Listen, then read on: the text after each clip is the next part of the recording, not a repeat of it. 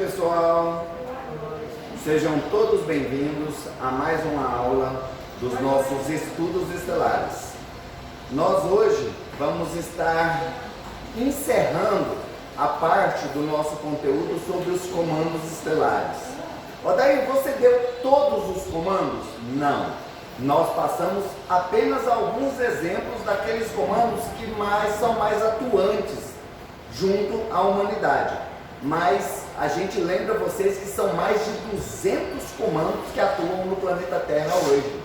Então, são muitas informações. E eu sempre oriento as pessoas a buscarem o livro do Rodrigo Romo chamado Comandos Estelares, a hierarquia iluminada, para que vocês possam ter acesso a maiores informações a respeito desses comandos, tá certo? Eu disse para vocês, a nossa casa hoje tem convênio com 10 comandos, mas de repente nós podemos estar trabalhando com todos eles, porque eles interagem, eles trabalham uns em consórcio com outros. Por exemplo, o comando Asta, ele trabalha em conjunto com o comando Santa Esmeralda, com o comando Santa Ametista, nos trabalhos de resgate, nos trabalhos de socorro à humanidade terrestre. Então eles trabalham junto. Nossa casa hoje tem convênio com 10 comandos, convênios firmados com 10 comandos. Mas pode ser que nós possamos trabalhar com muitos outros, muitos mais. Nós hoje temos firmado aqui o convênio com o comando Ashtar, com o comando Staher, que é uma rede neural, com o comando temporal do arcanjo Metatron, com o comando Santa Esmeralda, comando de cura, com o comando arcturiano, que é um comando ligado a experiências principalmente cirúrgicas e as câmaras arcturianas, com o comando siriano, porque nós somos os filhos de Sírios, há uma ligação muito profunda da Terra com Sírios, isso eu já expliquei em uma outra aula, com o comando venusiano, porque nós temos uma conexão muito forte com o comando venusiano também, com Vênus, através da vinda de Sanat Kumara aqui para a Terra, para promover o resgate da humanidade terrena. Nós temos o convênio com o comando pleiadiano, justamente porque os pleiadianos, eles atuam em toda a galáxia, auxiliando nos processos de transição planetária que existem, tá? Então nós temos um convênio com o comando pleiadiano, nós temos o convênio com o comando Acarion, que é um comando, vamos dizer, paramilitar. Eles não são militares, mas atuam como guardiões, tá? São uma raça, um comando que, não digo uma raça, porque ele é formado por várias raças, mas um comando assim extremamente atuante no nosso planeta, e que inclusive com o passar dos anos nós fomos recebendo informações de outros canalizadores Brasil afora, que já trabalham também com o comando Acarion, para vocês verem que fantástico, né? Então nós temos aí, ó, comando Ashtar, comando Staher, comando temporal, comando Santa Esmeralda, comando Santa Ametista, comando arcturiano, comando pleiadiano, comando siriano, comando venusiano e comando Acarion. Nós temos 10 comandos conveniados com a nossa casa. E esses 10 comandos com certeza trabalham em convênio com outros comandos, vamos dizer em conjunto com outros comandos que já foram citados aqui. E agora nós vamos dar continuidade à nossa aula falando dos 3 últimos comandos da nossa lista de comandos, tá? Tem mais comandos, gente. Eu sempre peço a vocês, busquem informações sobre esses outros comandos. Mas nós estamos falando aqui hoje dos principais, daqueles que mantêm um contato mais estreito com a humanidade, que se revelam de uma forma mais aberta para a humanidade, que tem comandos que eles trabalham numa linha temporal tão alta, numa frequência dimensional tão alta, que nós não temos acesso ao trabalho deles. Então, nós vamos dar continuidade a esse estudo hoje, tá? Nós vamos falar agora do comando liriano. Olha que interessante, né? Representantes de Lira, que junto com os outros comandos, aí que eu falei, que trabalham em conjunto, estão buscando estudar o atual processo terrestre e resgatar os seus filhos perdidos que estão encarnados ou exilados nas diversas realidades da Terra. O que a gente vive falando para vocês? O nosso planeta tem várias realidades, inclusive realidades paralelas. Existem várias frequências dimensionais, existem várias dimensões no nosso planeta. E esse comando liriano está fazendo um trabalho de resgate dos seus filhos que estão perdidos aqui na Terra, que em algum momento de algum processo de transição lá de Lira foram exilados aqui na Terra. E tem aqueles que também estão encarnados aqui em missões, que são os avatares que estão ajudando esse povo a despertar para a realidade. Tem aqueles que foram aprisionados aqui pela barreira de frequência, pela criação da barreira de frequência, que aprisionou essas consciências aqui. E esse comando está fazendo esse trabalho de resgate desses filhos aqui na Terra. Muitos deles encarnados, muitos deles presentes aqui e exercendo seus trabalhos aí, trabalhando dentro de um centro espírita, trabalhando dentro da igreja católica, dentro de uma igreja evangélica, é um pastor, é um padre, é um dirigente de umbanda, é um médium de candomblé, ou então é uma pessoa que não está ligada à religião, mas está aí cumprindo a sua missão, como por exemplo distribuindo alimentos para pessoas necessitadas, ajudando dentro de um hospital, é um médico que salva vidas lá dentro de um hospital. É um liriano que está aqui resgatando suas últimas dívidas com o planeta para ser resgatado pelo seu povo e retornar para Lira. Olha que legal, não é? É uma raça que no passado foi muito perseguida e isso lhes trouxe a fúria bélica por muito tempo e a veia de fortes exploradores e colonizadores. Olha só que interessante. Por eles terem sido uma raça muito perseguida, eles se tornaram muito fortes belicamente e começaram a se tornar invasores e colonizadores de mundos. Vou dar um exemplo para vocês prático aqui do planeta Terra. Israel, o povo judeu. O povo judeu foi perseguido, tão perseguido durante os séculos e milênios, que ele foi se tornando um povo cada vez mais forte, cada vez mais beligerante, cada vez mais guerreiro. Aí, num determinado momento, esse povo se espalhou pelo mundo e passou a ser perseguido por uma nova realidade. E isso aí originou o Holocausto, que foi provocado durante a Segunda Grande Guerra Mundial, né?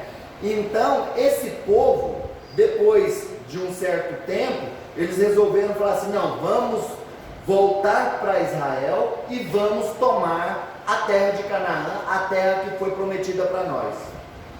Se armaram, utilizaram o conhecimento que tinham, o dinheiro que tinham, compraram armamentos e foram lá e tomaram o Estado de Israel à força dos povos que ali habitavam. E foram expandindo seu território, fazendo assentamentos na faixa de Gaza, no Líbano, e foram tomando terrenos ali. É um dos exemplos que acontecem, como aconteceu com o povo de Lira, com o povo liriano, acontece aqui na Terra também. E a gente vê isso acontecendo em várias outras situações. Citei apenas uma, que é o povo judeu. Mas a gente já viu outras situações assim também, aqui na história terrena, na história da humanidade terrena. Então, eles acabaram se tornando, vamos dizer, furiosos, e investiram em poder bélico e se tornaram fortes exploradores e colonizadores de mundos. E isso trouxe consequências, e por causa desse comportamento, a consequência desse comportamento foi o que? Eles passarem a... Cássia, dá uma olhadinha, tá? eles passarem por esse processo de exílio que houve. E aí vieram para onde? Para a terra. Foram exilados aqui na terra. Não é interessante a gente ver esse tipo de situação sendo revelada igual nas leis herméticas, como é em cima e embaixo? Como acontece aqui na terra, também acontece a nível cósmico, a nível estelar? Olha aí a informação vindo para vocês.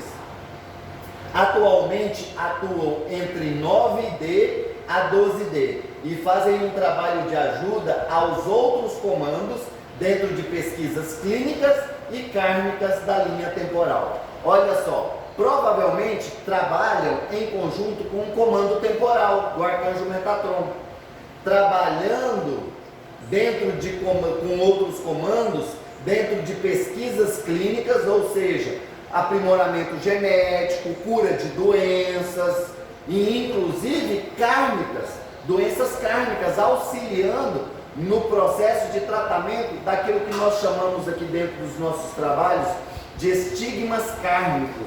E existem estigmas kármicos psíquicos e existem estigmas kármicos físicos. Eles estão trabalhando na cura desses estigmas, no aperfeiçoamento do genoma humano, do DNA humano. Estão trabalhando nesse processo de hibridização e de preparação da humanidade para a vinda das novas raças que estão vindo aí.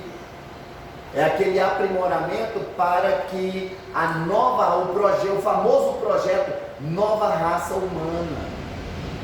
Os herdeiros do novo mundo estão sendo preparados com a ajuda desse comando. Legal, né, gente? Agora vamos falar do comando andromediano. A gente às vezes chama ele também de comando andromedano, que é um comando que vem, olha que interessante, um comando de fora da nossa galáxia, um comando que veio da nossa galáxia vizinha, Andrômeda. Não é legal a gente saber que os nossos vizinhos de galáxia, seres que estão em uma outra galáxia, se dispõem a vir trabalhar aqui no nosso planeta?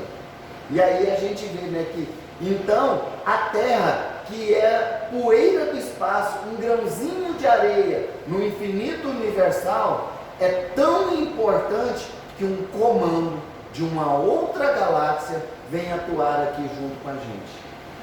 E eles não atuam só na Terra. É só na Terra, então a Terra é a cereja do bolo? Não, eles atuam em toda a nossa galáxia, auxiliando em toda a nossa galáxia.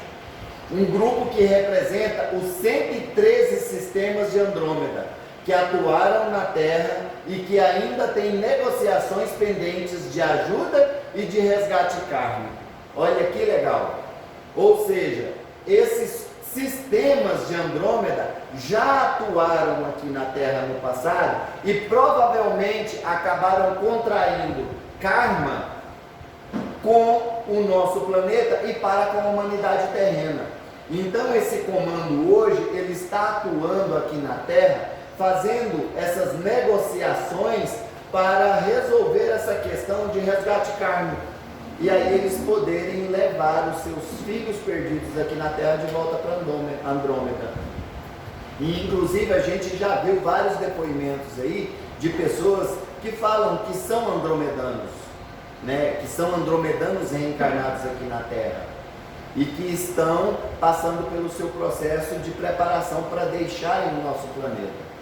Sob a orientação de Miguel e Rafael, estão atuando no processo de pacificação de muitos de seus filhos perdidos na realidade humana e intraterrena. Olha que interessante, quando nós fazemos os trabalhos nas cidades intraterrenas, os trabalhos astrais de resgate, de conversão, de orientação, de salvamento dentro das cidades intraterrenas, o nosso grupo evoca essas energias, juntamente com o arcanjo Miguel e o arcanjo Rafael. Nós fazemos a evocação dos arcanjos, dos 7 arcanjos, na verdade, nós evocamos eles, para poder nos auxiliar durante esse trabalho. Evocamos o arcanjo Metatron com seu comando temporal, o comando Astar, que tem como logos o arcanjo Miguel. Está vendo que todos eles trabalham juntos? Então, às vezes, a gente fala assim, olha, nós não temos, o ser humano não tem convênio com o comando andromedano, mas nós já trabalhamos com eles, porque eles trabalham em conjunto com o comando Astar, trabalham em conjunto com o comando temporal. Vocês viram aí, ó, eles trabalham em linhas temporais, em realidades, em várias realidades terrenas. Então, eles estão atuando em conjunto com os outros comandos. Então, nós estamos trabalhando também com eles, durante esses trabalhos nossos aqui, que nós realizamos no Ser Humana. E com certeza, o Ser Humana não é o único centro no planeta que trabalha com eles. Existem vários outros centros. A Sheliana deixa claro que para cada 3 trabalhos espíritas ou espiritualistas que existem no planeta Terra, 2 contam com a presença de extraterrestres trabalhando. Olha que legal. Às vezes eles podem não se manifestar, podem não se revelar. Eles se utilizam de arquétipos humanos, se utilizam de arquétipos de Umbanda, se utilizam de arquétipos do Candomblé, de orixás, para poderem fazer os seus trabalhos, para atuarem junto aos humanos. De repente eles estão lá dentro de uma igreja evangélica trabalhando, e aqueles que têm evidência lá dentro daquela igreja evangélica os veem como anjos. Aí falam, né? Nossa, tá cheio de anjo aqui na igreja. Tem um anjo gigantesco no altar. Tem um anjo guardando a porta da igreja. São os nossos irmãos intergalácticos atuando dentro das igrejas. Olha que interessante, não é? E eles estão aí trabalhando para resgatar os seus filhos perdidos na realidade humana. Só aqui no plano físico? Não. Em vários outros planos. Nas cidades intraterrenas, nas realidades paralelas, em linhas temporais adversas, eles estão aí atuando, servindo e trabalhando. Atuando no resgate dos seus filhos e auxiliando no trabalho de resgate da humanidade como um todo. Isso é maravilhoso, não é, gente? Esses grupos foram pesquisadores genéticos e uma parte deles contrabandistas das casas de comércio de material genético, e estão resgatando isso junto à Ordem Melquisedeque, que os chamou à responsabilidade. Olha que interessante. Por que eles contraíram karma para com a humanidade terrena e para com o planeta Terra? E não só no planeta Terra, mas em vários outros planetas. Porque eles eram contrabandistas de material genético para os processos de hibridização em outros planetas, para os processos de clonagem que houveram no passado dentro das grandes guerras, da guerra de Órion, da guerra das Pleiades, da guerra de Sírios, que eles precisavam criar exércitos e se utilizaram desse material genético para criar exércitos de clones, exércitos de combatentes para combater nas suas guerras. Lembra lá em Star Wars, a guerra clônica? Pois é, aquilo ali realmente aconteceu em outras realidades, há muito tempo atrás. Eu acho bom que eles sempre colocam lá em Star Wars, né? Há muito tempo atrás, numa galáxia distante. Tem tudo a ver, gente. Há muito tempo atrás, há milhões de anos atrás. Às vezes, não numa galáxia tão distante, mas aqui mesmo na nossa própria galáxia. Ou então até na nossa vizinha Andrômeda, que já sofreu um ataque desse tipo e que houve uma guerra muito violenta lá no passado. E em vários outros pontos do universo. Afinal, o nosso universo é um universo dual, né? É um universo onde luz e treva sempre estão se encontrando. Então, há esses embates em todos os lugares, né? E eles se uniram, né, junto à Ordem Melquisedeque. Ordem Melquisedeque é a ordem dos Kumaras, né? A ordem, por exemplo, eu vou dar um exemplo de um Melquisedeque, o Sanat Kumara, né? Que é da ordem de Melquisedeque, que estão trabalhando nesse processo de resgate desse karma genético que eles adquiriram para com a humanidade terrena. A ordem de Melquisedeque é uma ordem de geneticistas. Então eles estão aí trabalhando junto à ordem de Melquisedeque para resgatar esse karma para com a humanidade, para com o planeta Terra e também para com vários outros planetas que foram dominados por eles no passado e que eles fizeram esse processo de contrabando de material genético junto às casas de comércio. Lembra quando eu falei para vocês como que aconteceu a Guerra de Órion e como que o grande império de Órion foi formado e depois ele se rompeu? Através de casas de comércio. Uma casa de comércio começou a fazer coisas erradas, aí a outra também começou a fazer, e elas começaram a brigar entre si, e acabou se transformando em guerra. Isso é interessante, né? E a gente vê lá também em Star Wars, lá no episódio 1, que toda a trama de Star Wars começa com uma guerra comercial, com um embargo de uma casa da Federação de Comércio a um planeta. Toda a trama de Star Wars começa com um embargo a um único planeta, o planeta Naboo. Interessante a gente ver essas informações que são passadas através de vídeos, de filmes, de séries, de livros, e a gente encontrar essa realidade nas informações que nós temos dos comandos estelares. Legal, não é? São seres de 8 a 15D e possuem diversas raças. Muito importante isso aí, ó. Entre elas a forma humanoide e a forma luminosa geométrica. Olha que interessante, gente. Eles têm várias raças entre eles. Então o comando liriano não é de uma só raça. No sistema de Lira tem vários planetas que são habitados por várias raças. Inclusive, às vezes, várias raças convivendo harmoniosamente num só planeta. Então, essas várias raças, eles estão atuando em várias partes. E olha o que interessante, entre as raças tem a forma humanoide, pode parecer com a gente. A forma humanoide é essa forma que nós temos, gente, cabeça, tronco e membros, tá? Tem 2 olhos, boca, nariz, tá? Então é a forma humanoide, mas não quer dizer que sejam idênticos a nós, certo? Pode ter uma mudançazinha aqui, outra ali, pode ter uma orelha pontudinha, pode ter ausência de nariz, pode ter os olhos maiores, mas a forma é humanoide. Igual essa imagem que eles colocaram aqui, ó, formas humanoides. Tá vendo? Olha só. O desenho que eles colocaram aqui são de formas humanoides.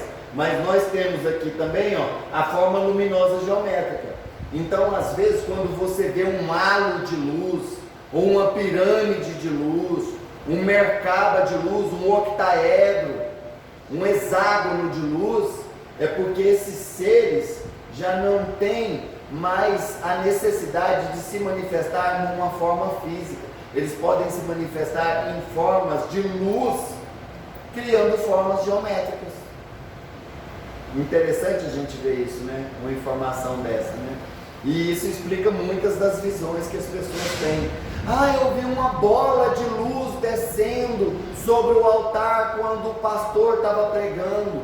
Eu vi uma estrela de luz passando sobre o altar quando o padre estava em oração.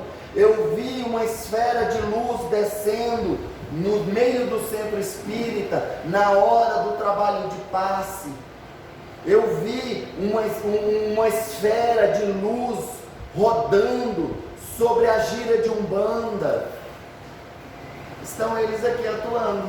Todo mundo fala, a princípio, né? Uhum. O pessoal fala que é os espíritos superiores, isso da tradição espírita, né? Uhum. Mas vai saber se é espírito mesmo.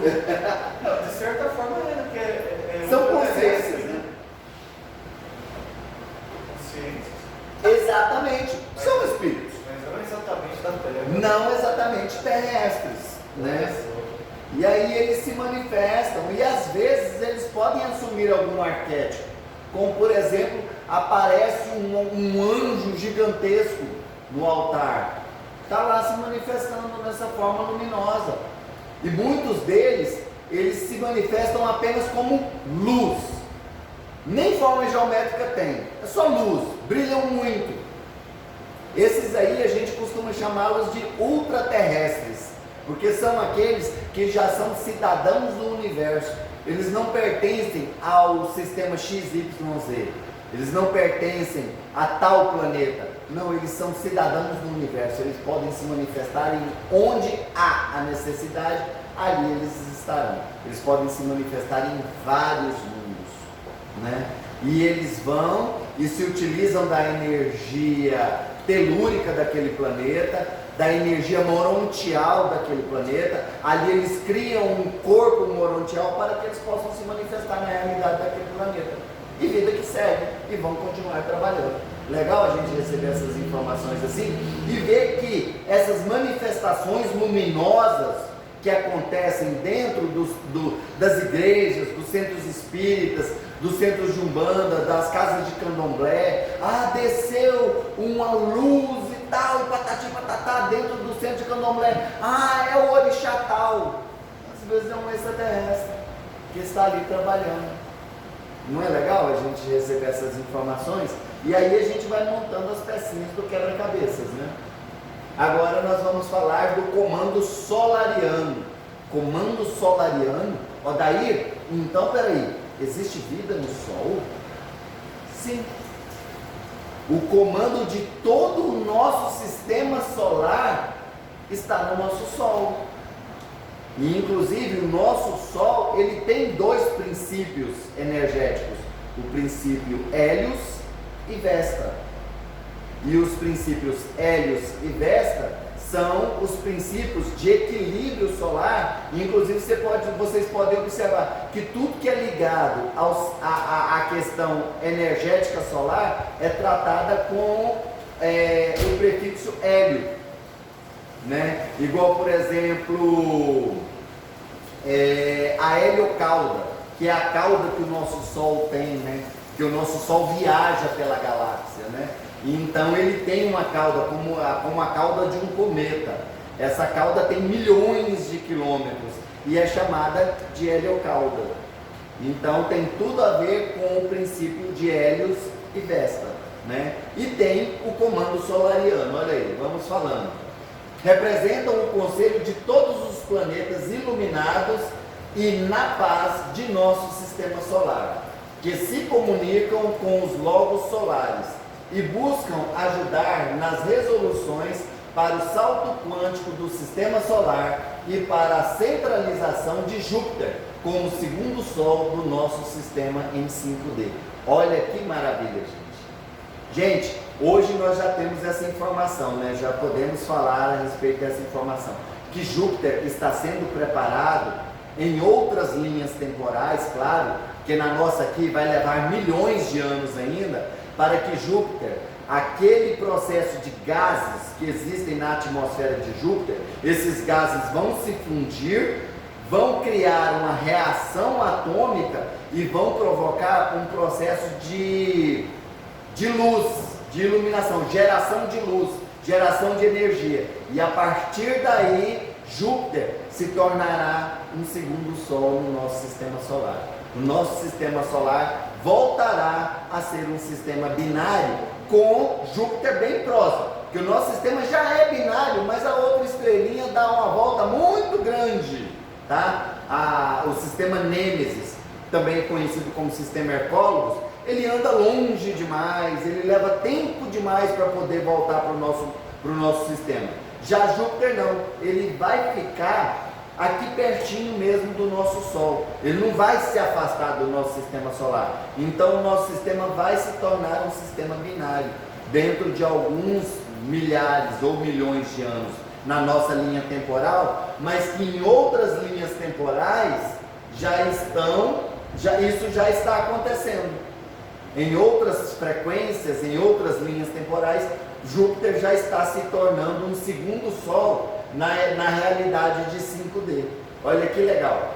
Aqui na terceira dimensão, que nós hoje chamamos de quarta dimensão, né, que tem as 4 dimensões, que é altura, largura, profundidade e densidade, hoje nós já temos outras realidades, que é a realidade de 5D. Em 5D, Júpiter já está se transformando num segundo Sol. Olha que legal, não é? Então, esse processo está mais acelerado lá, né? E muita gente vira e fala assim, Odair, mas como que existe vida no nosso Sol? Existe, nesse padrão, em outros padrões dimensionais, em outras oitavas de frequência. Inclusive, o nosso Sol tem muitos portais dimensionais no nosso Sol, que, através desses portais, naves passam, consciências passam, é um entra e sai constante do nosso Sol. E inclusive várias dessas naves já foram vistas pelos astronautas lá na estação orbital, já foram filmados pela NASA, já foram fotografados pelos satélites. O Hubble já fotografou nave entrando e saindo do nosso Sol por esses portais. E o nosso Sol é assim. Odair, mas o Sol não é quente? Isso, quem acha, são os nossos cientistas. Porque, na verdade, o nosso Sol não é quente. O nosso Sol não emite calor. O nosso Sol emite energia. Emite raios solares. Emite luz. E ele emite isso ao redor de todo o nosso sistema solar. Mas esses raios solares, eles atuam em cada planeta de acordo com a atmosfera de cada planeta. Aqui no nosso planeta Terra, por exemplo, quando esses raios eles vão passando pelas camadas atmosféricas do nosso planeta, o atrito desses raios com as camadas atmosféricas o aquece. E aí ele chega aqui quente, mas lá no espaço ele não tem temperatura. Tanto que entre a Terra e o Sol existe uma distância de 158 milhões de quilômetros, com um frio de 400 graus abaixo de zero. Tudo congela no espaço. Tudo. Por isso que a gente sempre vê nos filmes. Essa semana mesmo eu estava assistindo um filme que era sobre uma estação orbital, em que os tripulantes daquela estação tinham que às vezes fazer reparos fora da nave, e eles sofreram um ataque lá na nave, e vários detritos vieram, e o detrito bateu na viseira do capacete daquele astronauta que estava lá fazendo aquele reparo, e ele congelou na hora. Então, para vocês verem, né? Entre a Terra e o Sol existem 158 milhões de quilômetros com um frio absoluto, 400 graus abaixo de zero. Então, era para a gente falar assim, se o Sol emite calor, então era para a Terra ser quente, mas quanto mais perto do Sol nós chegássemos, mais quente seria. Não é. Tanto que quanto mais você sobe dentro da própria atmosfera terrestre, dentro de todas as camadas que tem aqui na Terra, quanto mais você sobe, mais frio é. Mais frio é.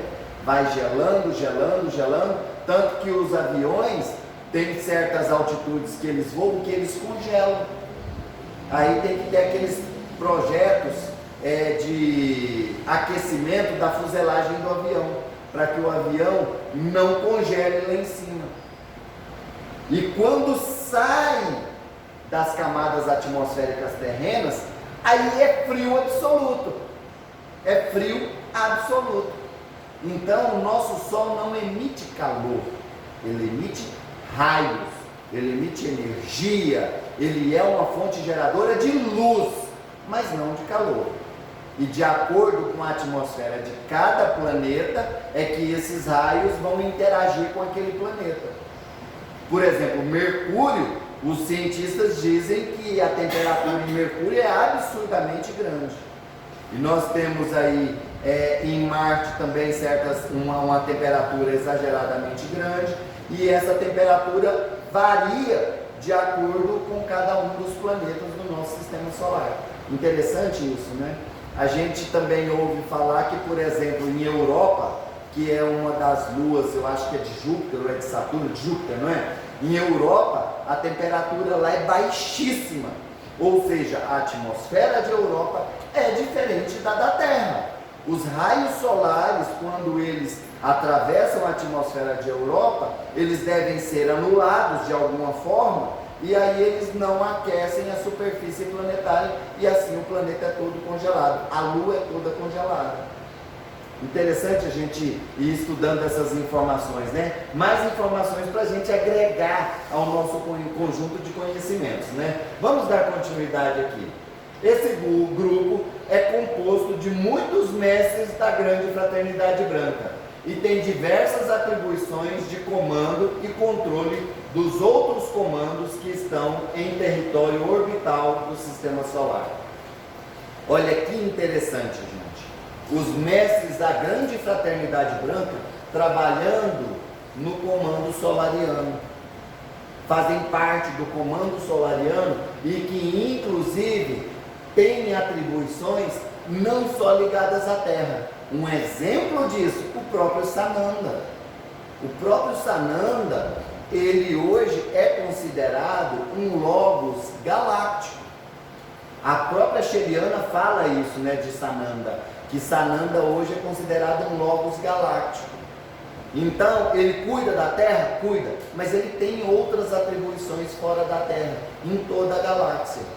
Como sendo um fractal da fonte que tudo é, um fractal de Mika, e isso eu fui descobrir lendo o livro Avatares Cósmicos, do Rodrigo Romo, né, que fala de Mika, Sananda e Jesus, explicando esse processo de fragmentação, esse processo de personificação, dos quais também um processo de personificação de Mika é o próprio Arcanjo Miguel, que o nome dele, Micael, vem do próprio nome de Mika, né? O Deus Mika, Micael, é também um processo de fragmentação monádica, de personificação.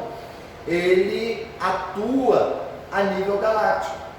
O Arcanjo Miguel atua a nível galáctico. Tem muita gente que acha que o Arcanjo Miguel está preocupado só com a Terra. Não, ele é um logos galáctico. E também Sananda. Sananda também é um logos galáctico. Eu tenho a compreensão de que Mika, ele se fragmentou em várias vertentes e que duas dessas vertentes são uma vertente, a vertente do Arcanjo Miguel, e outra vertente, a vertente de Sananda. Um de instrutor galáctico, de pregador, de orientador galáctico, e o outro do, vamos dizer assim, o soldado, aquele que se revelou no Antigo Testamento como o príncipe dos exércitos do Senhor, aquele que é o guardião da verdade na galáxia, aquele que é o guardião das leis celestiais dentro da galáxia, o Arcanjo Miguel, o arcanjo, o guerreiro, né? O arquétipo do guerreiro. Então Mika se fragmentou nessas duas vertentes. Daí podem existir mais vertentes? Sim, com certeza, porque o processo de fragmentação ele é muito amplo. Às vezes a gente ainda não tem informação de quantos processos de fragmentação podem ter ocorrido. Por exemplo, o próprio Arcanjo Metatron. O Arcanjo Metatron é aquele que é considerado aquele que é o mais próximo de Deus, né? Metatron significa próximo do trono, ou seja, o arcanjo que está mais próximo do trono de Deus. Metatron é considerado o rei dos serafins, aquele que é o guardião do tempo, o guardião dos dias, um ancião dos dias. Quem garante que ele não é uma fragmentação de Mika para o controle de linhas temporais? Vai saber, né?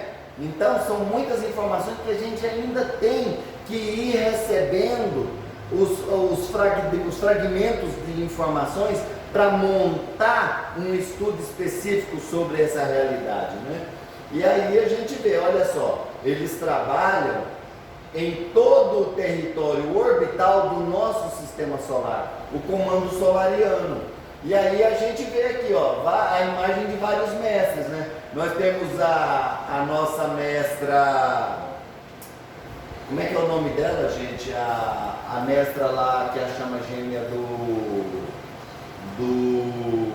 Saint-Germain, a Pórtia, ali ó, nós temos a imagem da Pórtia, nós temos aqui o Hilarion, nós temos aqui o próprio Sananda, nós temos o mestre Eumória, e aqui o próprio mestre Saint-Germain.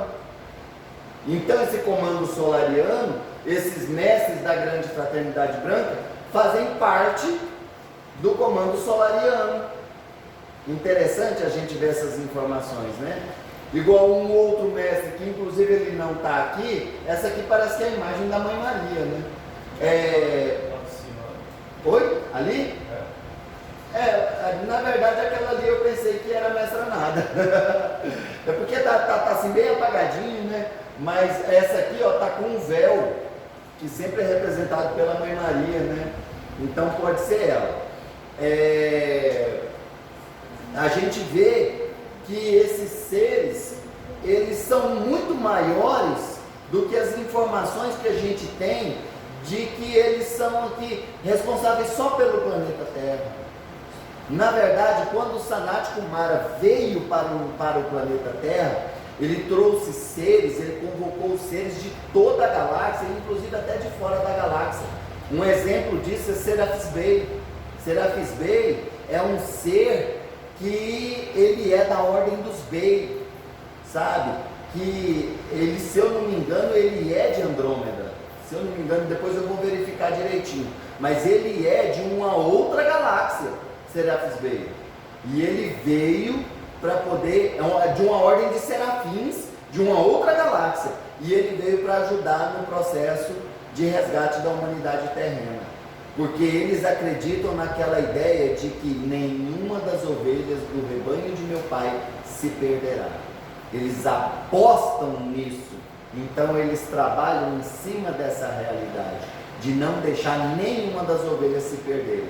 E com certeza eles estão atuando fortemente no processo de transição planetária aqui da Terra.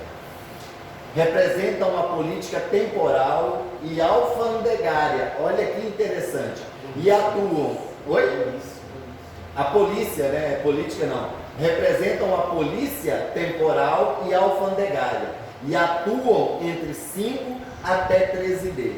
Olha só, são eles que organizam quem entra e quem sai do nosso sistema solar. São eles que fiscalizam as linhas temporais. Aí entra o arcanjo Metatron e o comando temporal, que a gente fala que é a polícia temporal, né? Então eles atuam nesse controle de quem entra e quem sai de linhas temporais, para que não ocorram mais guerras temporais, porque já aconteceram guerras temporais, né? Então eles evitam que ocorram essas guerras temporais.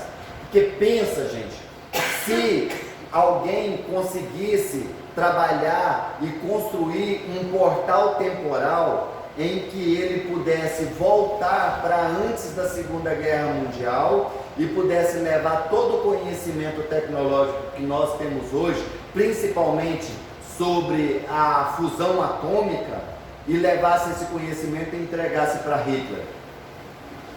E Hitler fosse o criador da bomba atômica. Pensa, com a mente que Hitler tinha, quantas bombas ele teria soltado no mundo? Quantos países ele teria devastado com as bombas? Os americanos foram lá e soltaram 2 bombas e acabaram com a ação do Japão. Agora pensa Hitler tendo esse poder de manipular esse tipo de coisa, esse tipo de tecnologia.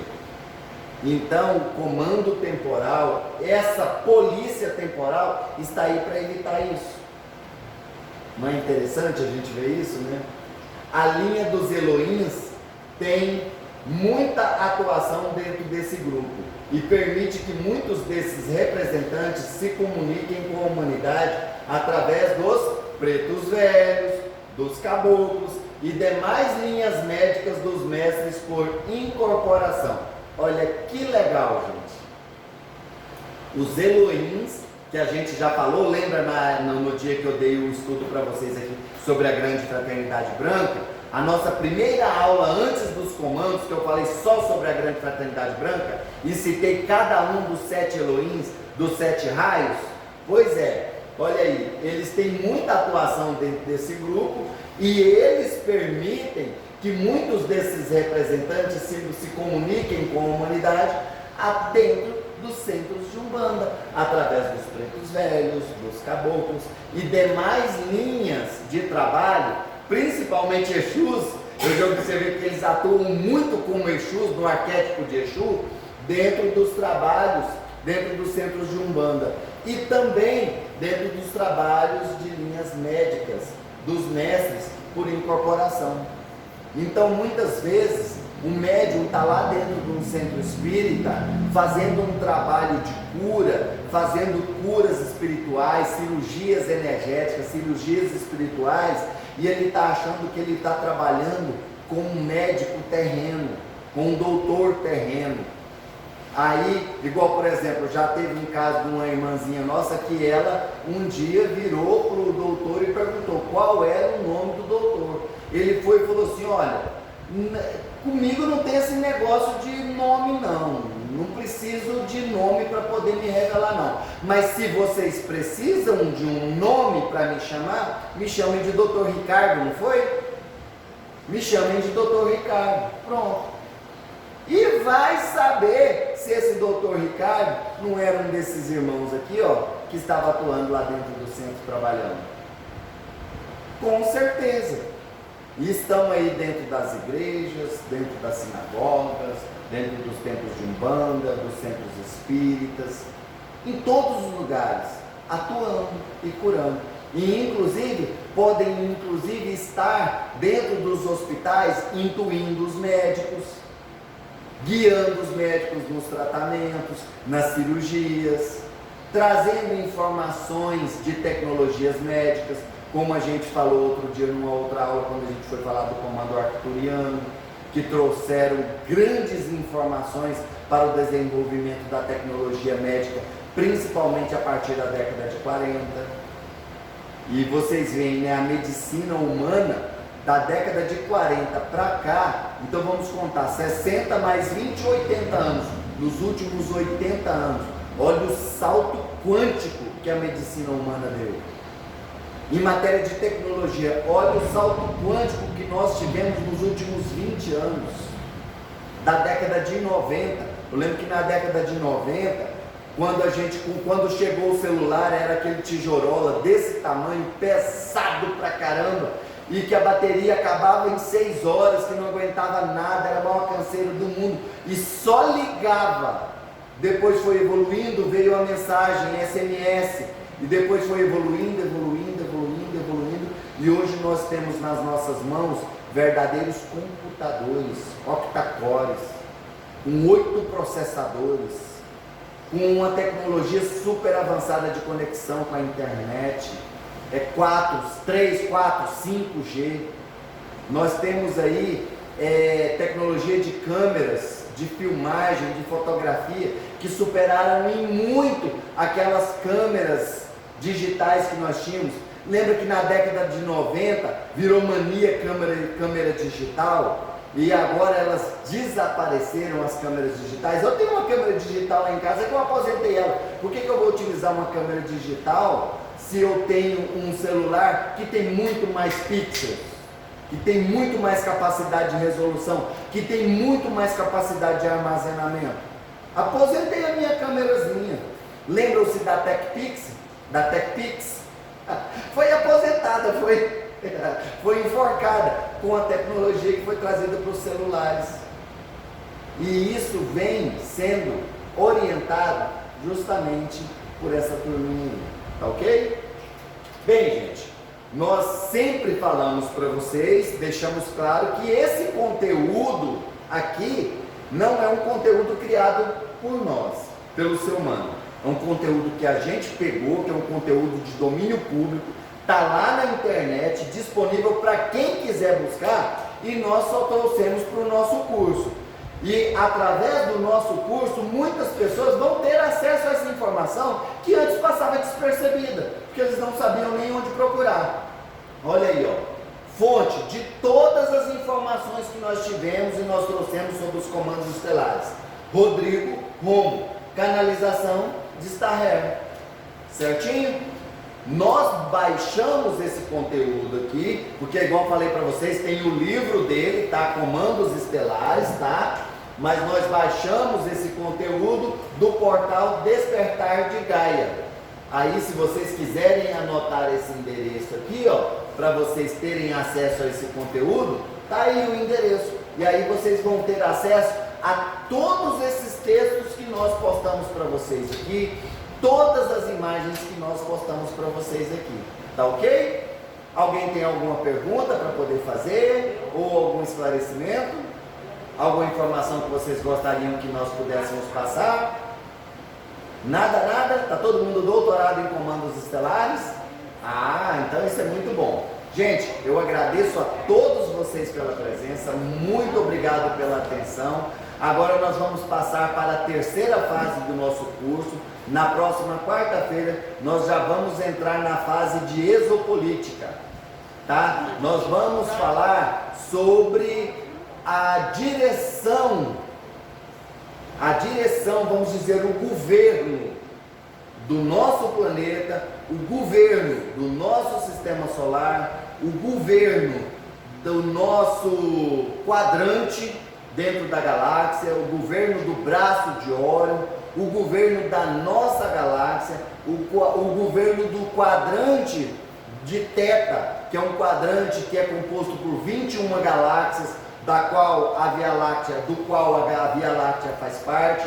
Nós vamos falar do comando do nosso universo local, do comando vamos dizer, do governo do super universo de Orvonton, do qual o nosso universo local, que é o universo de Nebadon, faz parte, e nós vamos falar do comando do multiverso, e vamos falar um pouquinho, tentar passar para vocês um pouquinho da informação sobre a fonte que tudo é, que é o comando, a direção do nosso universo, do nosso multiverso, ou também chamado de grande universo, tá bom? Muito obrigado a todos vocês, até a próxima aula e namastê.